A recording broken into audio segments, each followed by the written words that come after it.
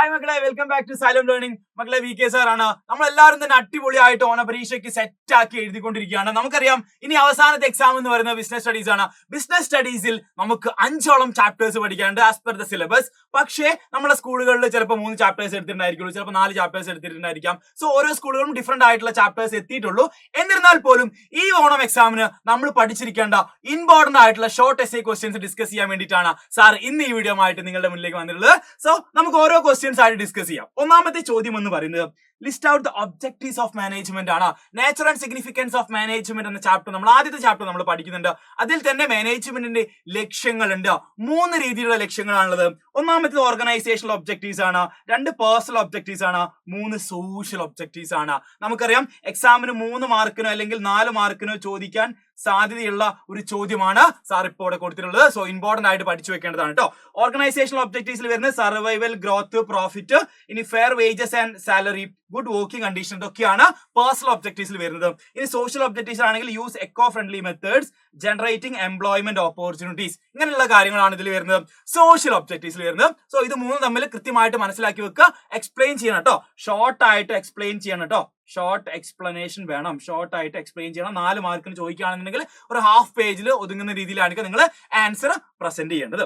ഇനി അടുത്ത ചോദ്യം, identify the level of management to which the following personnel belong to. താഴെ കുറച്ച് ആളുകളെ കൊടുത്തിട്ടുണ്ട്. അവർ ഏത് ലെവൽ ഓഫ് മാനേജ്മെന്റിലാണ് ഉൾപ്പെടുന്നത് എന്നാണ് ചോദ്യം. അതുകൂടാതെ explain the functions they perform. അവർ പെർഫോം ചെയ്യുന്ന ഫങ്ഷൻസ് എന്തൊക്കെയാണ് എന്ന് കൃത്യമായിട്ട് എഴുതാൻ വേണ്ടി പറഞ്ഞു. മക്കളെ, ഇവിടെ അൻവർ എന്ന് പറയുന്ന ആള് CEO ആണ്. സോ നമുക്കറിയാം ടോപ്പ് ലെവലിൽ വരുന്നതാണ്. ബിജോ എന്ന് പറയുന്നത് ഒരു സൂപ്പർവൈസർ ആണ്. സോ എന്താണ്, ലോവർ ലെവലിൽ വരുന്നതാണ് നമുക്കറിയാം. ഇനി സന്ദീപ് എന്ന് പറയുന്ന ഒരാൾ എന്താണ്, ഫൈനാൻസ് മാനേജർ ആണ്. സോ മിഡിൽ ലെവൽ എംപ്ലോയി ആണ്, അല്ലെങ്കിൽ മിഡിൽ ലെവലിൽ വരുന്നതാണ് നമുക്കറിയാം. സോ സിമ്പിൾ ആയിട്ട് ഐഡന്റിഫൈ ചെയ്യാം. ഇനി ഇവരുടെ ഫങ്ഷൻസ് ആണ് എഴുതാൻ വേണ്ടി പറഞ്ഞുള്ളത്. സോ അത്രയും ഇമ്പോർട്ടന്റ് ആയിട്ട് നിങ്ങൾ പഠിച്ചു വെക്കേണ്ട ഒരു ഭാഗമാണ് ലെവൽസ് ഓഫ് മാനേജ്മെന്റ് എന്ന് പറയുന്നത്. ഒരു 4 മാർക്കിന് അല്ലെങ്കിൽ 5 മാർക്കിനൊക്കെ ഒരു ഷോർട്ട് എസ്സേ പോലെ ചോദിക്കാൻ സാധ്യതയുള്ള ഒരു ചോദ്യമാണ്. സോ നിങ്ങൾ കൃത്യമായിട്ട് പഠിച്ചു വെക്കുക. ആരൊക്കെയാണ് ടോപ്പ് ലെവലിലുള്ളത്, ആരൊക്കെയാണ് മിഡിൽ ലെവലിലുള്ളത്, അതുകൂടാതെ ആരൊക്കെയാണ് ലോവർ ലെവലിലുള്ളത് എന്ന് കൃത്യമായിട്ട് പഠിച്ചു വെക്കുക. അവരുടെ ഫങ്ഷൻസ് ഒക്കെ ഉണ്ട് അല്ലെ. അപ്പൊ ഫങ്ഷൻസ് ഓരോ ലെവലിലെയും ഒരു 3 ഫങ്ഷൻസ് എങ്കിലും അറ്റ്ലീസ്റ്റ് നിങ്ങൾ പഠിച്ചു വെക്കാൻ ശ്രദ്ധിക്കുക കേട്ടോ. സോ ഇമ്പോർട്ടന്റ് ആയിട്ടുള്ള ചോദ്യമാണ് ലെവൽസ് ഓഫ് മാനേജ്മെന്റ് എന്നത്. ഇനി അടുത്ത ചോദ്യം, management is considered to be both art and science, explain. ഇവിടെ നോക്കൂ, മാനേജ്മെന്റ് എന്ന് പറയുന്നത് കലയാണ് അല്ലെങ്കിൽ ഒരു സയൻസ് ആണ് എന്ന് പറയുന്നുണ്ട്. എക്സ്പ്ലെയിൻ എന്ന് പറയുന്നത് നമുക്കറിയാം. നേച്ചർ ഓഫ് മാനേജ്മെന്റ് നമ്മൾ പഠിക്കുന്നുണ്ട്. Management as A science, management as A profession, management art എന്ന വയസ്സ് നമ്മൾ പറയുന്നുണ്ട് അല്ലെ. മാനേജ്മെന്റ് ആസ് എൻ ആർട്ട് നമ്മൾ പറയുന്നുണ്ട്. സോ അത് 3 തമ്മിലുള്ള ഡിഫറൻസ് ഈ ഒരു ടേബിൾ പഠിച്ചു കഴിഞ്ഞാൽ നിങ്ങൾക്ക് ഇമ്പോർട്ടന്റ് ആയിട്ട് സിമ്പിൾ ആയിട്ട് പഠിക്കാൻ വേണ്ടി പറ്റും. ഓക്കെ, ഈ ഒറ്റ ടേബിൾ കൃത്യമായിട്ട് പഠിച്ചു വെച്ചാൽ മതി. ജസ്റ്റ് ഒന്ന് സ്ക്രീൻഷോട്ട് എടുത്ത് കഴിഞ്ഞാൽ നിങ്ങൾക്ക് ഓരോന്നിന്റെ ഫീച്ചേഴ്സ് ഒക്കെ ഉൾപ്പെടുത്തിക്കൊണ്ട് മാനേജ്മെന്റിന്റെ ക്യാരക്ടറിസ്റ്റിക്സ് സിമ്പിൾ ആക്കി എഴുതാൻ വേണ്ടി പറ്റും. ഇവിടെ മാനേജ്മെന്റ് ആസ് എൻ ആർട്ട് എന്ന് പറയുന്ന സമയത്ത് നമുക്കറിയാം personal skill, existence of theoretical knowledge, personalised applications based on practice and creativity. ഇതുകൊണ്ടാണ് നമ്മൾ എന്ത് പറയുന്നത്, മാനേജ്മെന്റ് ഒരു ആർട്ട് ആണെന്ന് പറയുന്നത്. ഇനി മാനേജ്മെന്റ് ആസ് എ സയൻസ് എന്ന് പറയുന്നത് സിസ്റ്റമാറ്റൈസ്ഡ് ബോഡി ഓഫ് നോളജ് ആണ്. പ്രിൻസിപ്പിൾസ് ബേസ്ഡ് ഓൺ എക്സ്പെരിമെന്റേഷൻ ആണ്. നമുക്കറിയാം നമ്മുടെ 2ാമത്തെ ചാപ്റ്റർ നമ്മൾ പഠിക്കുന്നുണ്ട്. ടൈലേഴ്സിന്റെ പ്രിൻസിപ്പിൾ പഠിക്കുന്നുണ്ട്, ഹെൻറി ഫയോളിന്റെ പ്രിൻസിപ്പിൾ ഒക്കെ തന്നെ പഠിക്കുന്നുണ്ട്. So principles are based on experimentation നമുക്ക് പറയാം. യെസ്, യൂണിവേഴ്സൽ വാലിഡിറ്റി, ഇതൊക്കെയാണ് എന്തെന്ന് പറഞ്ഞാൽ മാനേജ്മെന്റ് ആസ് എ സയൻസ് എന്ന് പറയുന്ന ഫീച്ചേഴ്സ് വരുന്നത്. ഇനി ഇതിന്റെ കൂടെ എന്തുകൂടി പഠിച്ചു വെക്കുക, well defined body of knowledge, restricted entry, professional association and service motive എന്ന് നമ്മൾ മാനേജ്മെന്റ് ആസ് എ പ്രൊഫഷന്റെ കേസിൽ വരുന്ന സമയത്തും കൃത്യമായിട്ട് പഠിച്ചു വെക്കുക. ഇതൊരു ബോക്സ് ആക്കിയത് സിമ്പിൾ ആയിട്ട് നിങ്ങൾക്ക് ഐഡന്റിഫൈ ചെയ്യാൻ വേണ്ടിയിട്ടാണ്. നമ്മൾ ഒരുപാട് തിയറി ഒന്നും വായിക്കേണ്ട. ഈ രീതിയിൽ ടാബുലേറ്റ് ചെയ്ത് കഴിഞ്ഞാൽ സിമ്പിൾ ആയിട്ട് നിങ്ങൾക്ക് എന്താക്കാൻ വേണ്ടി പറ്റും, ഐഡന്റിഫൈ ചെയ്തിട്ട് സിമ്പിൾ ആക്കി പഠിക്കാൻ വേണ്ടി പറ്റും. ഇനി അടുത്ത ചോദ്യം എന്ന് പറയുന്നത് explain the principles of Taylor's scientific management. പലർക്കും തന്നെ തെറ്റിപ്പോകുന്ന ഒരു ആൻസർ ആണിത് അല്ലെ, ഒരു ക്വസ്റ്റ്യൻ ആണിത്. എന്താണ്, ചിലര് സയന്റിഫിക് പ്രിൻസിപ്പിൾ ചോദിച്ചു കഴിഞ്ഞാൽ ടെക്നിക്സ് എഴുതും, ടെക്നിക്സ് ചോദിച്ചു കഴിഞ്ഞാൽ പ്രിൻസിപ്പിൾസ് എഴുതും. സോ മാറരുത്, കൃത്യമായിട്ട് not ചെയ്തോളണം.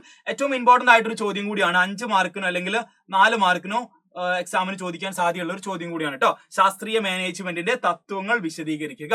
Okay, yes. So science not rule of thumb, harmony not discard, cooperation not individualism, development of each and every person to his or her greater efficiency and prosperity എന്ന് പറയുന്ന 4 principles important ആയിട്ട് പഠിച്ചു വെക്കുക. 4 മാർക്കിനോ 5 മാർക്കിനോ ചോദിക്കാൻ സാധ്യതയുണ്ട്. ഇനി അടുത്ത ചോദ്യം എന്ന് പറയുന്നത് explain briefly the techniques of scientific management as propounded by FW Taylor. FW Taylor മുന്നോട്ട് വെച്ചിട്ടുള്ള ശാസ്ത്രീയ മാനേജ്മെന്റിന്റെ സാങ്കേതിക പദ്ധതികൾ ഏതെല്ലാം എന്ന് ചുരുക്കി വിവരിക്കുക. ഒരുപാട് എണ്ണം ഉണ്ട് അല്ലെ. നമുക്കറിയാം functional foremanship, standardization and simplification of work, method study, motion study, അങ്ങനെ പറയുന്ന കുറെ അധികം എന്തുണ്ട് ടെക്നിക്സ് ഉണ്ട്. ഇതും എക്സാമിന് 5 മാർക്കിന് ചോദിക്കാൻ സാധ്യതയുള്ള ഒരു ചോദ്യം കൂടിയാണ് കേട്ടോ. 5 മാർക്കിന് ചോദിക്കാൻ സാധ്യതയുള്ള ഒരു ചോദ്യം കൂടിയാണ്. ഇത് നമുക്ക് സിമ്പിൾ ആയിട്ട് പഠിച്ചു വെക്കാം.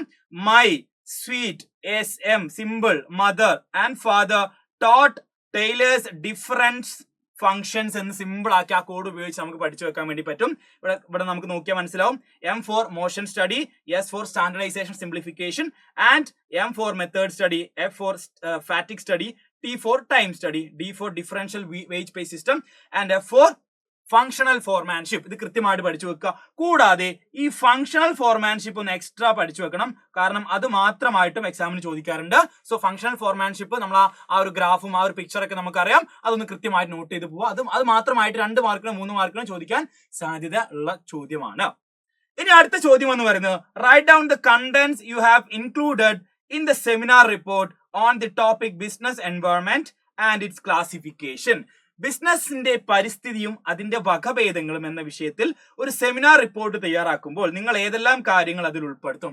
സിമ്പിൾ ആണ്. ഡയമെൻഷൻസ് ഓഫ് ബിസിനസ് എൻവയോൺമെന്റ് ആണ് ഏറ്റവും ഇമ്പോർട്ടന്റ് ആയിട്ട് പഠിച്ചു വെക്കേണ്ട 3ാമത്തെ ചാപ്റ്ററിൽ ഏറ്റവും ഇമ്പോർട്ടന്റ് ആയിട്ട് പഠിച്ചു വെക്കേണ്ട ഒരു ടോപ്പിക് ആണ് ബിസിനസ് എൻവയോൺമെന്റിന്റെ ഡയമെൻഷൻസ് എന്ന് പറയുന്നത്. ബിസിനസ് എൻവയോൺമെന്റ് ഡയമെൻഷൻസ് എന്ന് പറയുന്നത് നമുക്കറിയാം. ബിസിനസ് എൻവയോൺമെന്റിന് 5 ഡയമെൻഷൻസ് ആണുള്ളത്. First one is economic environment, social environment, technological environment, political environment and legal environment. ഇത് സിമ്പിൾ ആയിട്ട് പഠിച്ചു വെക്കുക. സെലക്ട് എന്ന കോഡ് ഉപയോഗിച്ച് കഴിഞ്ഞാൽ നിങ്ങൾക്ക് ഏറ്റവും സിമ്പിൾ ആയിട്ട് ഈ 5 ഡയമെൻഷൻസും സിമ്പിൾ ആയിട്ട് ഓർത്ത് വെക്കാൻ വേണ്ടി പറ്റും. ഇനി കൺഫ്യൂഷൻ അടിക്കണ്ട. ഇനി അടുത്ത ചോദ്യം എന്ന് പറയുന്നത് briefly explain the various limitations of planning. നമ്മൾ ഏറ്റവും ഇമ്പോർട്ടന്റ് ആയിട്ട് മാനേജ്മെന്റിന്റെ ഫംഗ്ഷൻസ് പഠിക്കുന്ന സമയത്ത് അതിൽ ഏറ്റവും ഇമ്പോർട്ടന്റ് ആണ് പ്ലാനിങ് എന്ന് പറയുന്നത്. ഫസ്റ്റ് സ്റ്റെപ്പ് ആണ് അല്ലെ ആ ചാപ്റ്ററിൽ. സോ പ്ലാനിങ്ങിന്റെ ലിമിറ്റേഷൻസ് സ്ഥിരമായിട്ട് പരീക്ഷയ്ക്ക് ചോദിക്കുന്ന ഒരു ഷോർട്ട് എസ്സേ ചോദ്യമാണ്. സോ എന്തൊക്കെയാണ് പ്ലാനിങ്ങിന്റെ ദോഷങ്ങൾ അല്ലെ പരിമിതികൾ എന്ന് കൃത്യമായിട്ട് നിങ്ങൾ പഠിച്ചു വെക്കുക മക്കളെ. 4 മാർക്കിനോ 5 മാർക്കിനോ ഇതും ഷോർട്ട് എസ്സേ ക്വസ്റ്റൻ ആയിട്ട് വരാറുണ്ട്. സോ ഇമ്പോർട്ടന്റ് ആയിട്ടുള്ള ഒരു ചോദ്യമാണ്. നമുക്കറിയാം planning leads to rigidity, may not work in dynamic environment, it reduce creativity, huge cost, it's a time consuming process, it does not guarantee success, it lacks reliable data, influence of external factors എന്ന് പറയുന്ന കുറെ ഇതുണ്ട്. ഒരു 4 എണ്ണമോ അല്ലെങ്കിൽ ഒരു 5 എണ്ണമോ 5 പോയിന്റോ 4 പോയിന്റോ പഠിച്ചു വെക്കുക. Important ആണ് കേട്ടോ. ഇനി അടുത്ത ചോദ്യം എന്ന് പറയുന്നത് explain briefly the various steps involve in the organising process.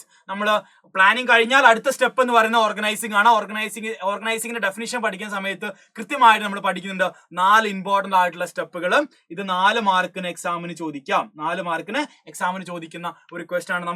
നമുക്കറിയാം identification and division of work, grouping jobs and departmentalization, assignment of duties, establishing reporting relationship. ഇതാണ് എന്തെന്ന് പറഞ്ഞാൽ ഓർഗനൈസിംഗിന്റെ ഇമ്പോർട്ടന്റ് ആയിട്ടുള്ള സ്റ്റെപ്പ് എന്ന് പറയുന്നത്. സോ ഏറ്റവും ഇമ്പോർട്ടന്റ് ആണ്, 4 മാർക്കിന് ചോദിക്കാറുണ്ട്. സോ നോട്ട് ചെയ്ത് വെച്ചോളൂ. ഇനി അടുത്ത ക്വസ്റ്റ്യൻ എന്ന് പറയുന്നത് what are the elements of delegation. എന്താണ് ഡെലിഗേഷൻ എന്ന് പറഞ്ഞാൽ transfer of authority from superior to subordinate ആണ് എന്തെന്ന് പറഞ്ഞാൽ ഡെലിഗേഷൻ എന്ന് പറയുന്നത്. സോ ഡെലിഗേഷന്റെ ഫാക്ടേഴ്സ് എന്തൊക്കെയാണ്, എലമെന്റ്സ് എന്തൊക്കെയാണെന്നാണ് ചോദ്യം. ഇത് 3 മാർക്കിന് ചോദിക്കാറുണ്ട്, 4 മാർക്കിനും ചോദിക്കാറുണ്ട്. ശ്രദ്ധിച്ചോളേ, 3 മാർക്കിനും ചോദിക്കാറുണ്ട്, 4 മാർക്കിനും ചോദിക്കാറുണ്ട്. ഡെലിഗേഷന്റെ എലമെന്റ്സിനെ കുറിച്ച് ചോദിക്കാറുണ്ട്. സോ നമുക്കറിയാം അതോറിറ്റി, റെസ്പോൺസിബിലിറ്റി, അക്കൗണ്ടബിലിറ്റി എന്ന് കൃത്യമായിട്ട് പഠിച്ചു വെക്കുക. അതോറിറ്റി, റെസ്പോൺസിബിലിറ്റി ആൻഡ് അക്കൗണ്ടബിലിറ്റി ഇത് എക്സ്പ്ലെയിൻ ചെയ്യണം കേട്ടോ. ഷോർട്ട് ആയിട്ട് മക്കളെ എന്ത് ചെയ്യുക, എക്സ്പ്ലനേഷൻ കൊടുക്കണേ. 4 മാർക്കിനൊക്കെ ചോദിച്ചു കഴിഞ്ഞാൽ നമുക്കറിയാം ഷോർട്ട് എസ്സേ ക്വസ്റ്റൻ ആണ്. സോ എന്തായാലും എന്താക്കുക, ജസ്റ്റ് ഒരു എക്സ്പ്ലനേഷൻ ബ്രീഫ് ആയിട്ട് കൊടുത്തോളൂ. ഇനി അടുത്ത ചോദ്യം എന്ന് പറയുന്നത് outmost centralization and decentralization is not good for an enterprise. Comment. എന്താണ് പറയുന്നത്? അങ്ങേയറ്റത്തെ കേന്ദ്രീകരണവും വികേന്ദ്രീകരണവും ഒരു സംരംഭത്തിന് നല്ലതല്ല. കമന്റ് ചെയ്യൂ. സോ ഇങ്ങനെ ഒരു ചോദ്യം കണ്ടു കഴിഞ്ഞാൽ ജസ്റ്റ് കൺഫ്യൂഷൻ അടിക്കരുത്. Difference between centralization and decentralization ആണ് ചോദിച്ചിട്ടുള്ളത്. നമ്മൾ ഒരുപാട് പ്രാവശ്യം ലൈവിലൊക്കെ തന്നെ ഡിസ്കസ് ചെയ്തൊരു ചോദ്യമാണ്. ഇത് ഇമ്പോർട്ടന്റ് ആയിട്ട് ചോദിക്കാറുള്ള ഒരു ക്വസ്റ്റൻ ആണ് കേട്ടോ. ഡീസെൻട്രലൈസേഷനും സെൻട്രലൈസേഷനും ഓർഗനൈസ് ചെയ്യുന്ന ചാപ്റ്ററിൽ ഏറ്റവും അവസാനം പഠിക്കുന്ന ഒരു ടോപ്പിക് ആണ് ഇതല്ലേ. നമുക്കറിയാം സെൻട്രലൈസേഷൻ എന്ന് പറയുന്നത് decision making authority at top level ആണ്. ഇനി ഡീസെൻട്രലൈസേഷൻ വരുന്ന സമയത്ത് delegation of authority through out all the levels, അതായത് ടോപ്പ് ലെവലിൽ നിന്നും മിഡിൽ ലെവലിലേക്കും ലോവർ ലെവലിലേക്കും എന്ത് ചെയ്യുന്നു, ഡെലിഗേറ്റ് ചെയ്യുന്നു അതോറിറ്റിയെ. ഇനി ഇവിടെ ഒബ്ജക്റ്റീവ് എന്താണ്? To retain decision making authority rigidly, strict ആയിട്ട് കൊണ്ടു നടക്കാൻ വേണ്ടിയില്ല, ഡിസിഷൻ മേക്കിംഗ് പവർ സ്ട്രിക്റ്റ് ആയിട്ട് റിജിഡ് ആയിട്ട് കൊണ്ടു നടക്കാൻ വേണ്ടിയിട്ടാണ് സെൻട്രലൈസേഷൻ. സോ ഇവിടെയോ disperse decision making authority to lower level, അതായത് എല്ലാ ലെവലിലേക്ക് എന്ത് ചെയ്യുക, ഡിസ്പേഴ്സ് ചെയ്യുക അല്ലെ, വീതിച്ചു കൊടുക്കുക നമ്മൾ പറയാറുണ്ട്, പിരിച്ചു വിടുക എന്ന് പറയാറുണ്ട്. നേച്ചർ എങ്ങനെയാ, അവിടെ റിജിഡ് ആണ്, അവിടെ ഫ്ലെക്സിബിൾ ആണ്. സ്യൂട്ടബിലിറ്റി, ചെറിയ എന്റർപ്രൈസസിനൊക്കെ എന്താണ് സ്യൂട്ടബിൾ ആവുക, സെൻട്രലൈസേഷൻ ആണ്. ഇനി വലിയ ബിസിനസ് ഓർഗനൈസേഷൻ ആണെന്നുണ്ടെങ്കിൽ അവിടെ സ്യൂട്ടബിൾ ആവുക എന്താണ്, ഡീസെൻട്രലൈസേഷൻ ആ. സോ ഈ രീതിയിലുള്ള ഡിഫറൻസ് ഇതേപോലെ ബോക്സ് ആക്കി വരയ്ക്കുന്നതാണ് ഏറ്റവും ബെസ്റ്റ്. സോ കുറച്ചും കൂടി എക്സാം പേപ്പർ നോക്കുന്ന ആൾക്ക് കുറച്ചും കൂടി എന്താണ് കൺവിൻസിംഗ് ആണ് ആൻസർ ഒക്കെ കൃത്യമായിട്ട്. സോ ഇതിങ്ങനെ പ്രസന്റ് ചെയ്യാൻ വേണ്ടി ശ്രദ്ധിക്കുക. 4 മാർക്കിനോ 3 മാർക്കിനോ ഒക്കെയാണ് ചോദിക്കാനുള്ളത്. സോ അത് നോട്ട് ചെയ്തോളൂ കേട്ടോ. സോ ഇതൊക്കെയാണ് ഈ വരുന്ന ഓണം എക്സാമിന് പ്രധാനപ്പെട്ട ഇമ്പോർട്ടന്റ് ആയിട്ടുള്ള ഷുവർ ക്വസ്റ്റ്യൻസ് എന്ന് പറയുന്നത്, ഷുവർ ഷോർട്ട് എസ്സേ ക്വസ്റ്റ്യൻസ് എന്ന് പറയുന്നത്. സോ അടിപൊളിയായിട്ട് പഠിക്കുക, അടിപൊളിയായിട്ട് ഫുൾ മാർക്ക് സ്കോർ ചെയ്യുക. Wish you all the best.